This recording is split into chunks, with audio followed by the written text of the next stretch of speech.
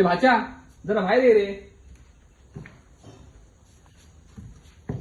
अरे आता बाहेरच तर आलो ना, तर चला माड्यात जाऊन काय तर बोलूया.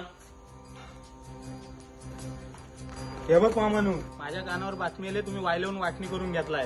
हे बघ भाच्या, संसार म्हटलं ना की या सगळ्या गोष्टी आल्याच आणि आम्ही जी वाटणी केलंय ना ती पंचांच्या समक्ष केलंय रे. तुम्ही वायला काय झाला होता का मला ऐकायचं नाही, पण त्यात माझ्या आयशीचा हिस्सा होता ना, तर आम्हाला हवाय. अरे हिस्सा आहे तर काय झाला, पण आमच्या बहिणीला ना माहेरचा जमीन जुमला काय नकोय आणि ह्या ती पहिलाच सांगून मोकळी झाली आहे. अरे भावनेच्या भरात ती काही बोलून मोकळी झाली असेल, ती तुमच्यात मोठी आहे, तिनं तुमचा लहानापासून सांभाळ केलाय. हे बाच्या, तू बोलतोस या बरोबर आहे, पण तिच्या लग्नानंतर आम्ही तेच काहीच कमी पडायला दिलेला नाही. तिच्या बाळणपणाचा खर्च पण केलेलो आणि तुझ्या शिक्षणाचा पण खर्च केलो, ह्या विसरलंस काय? हे बघा मामा, नुता काय मला माहित नाही, मला माझ्या आयुष्याचा हिस्सा हवा म्हणजे हवा.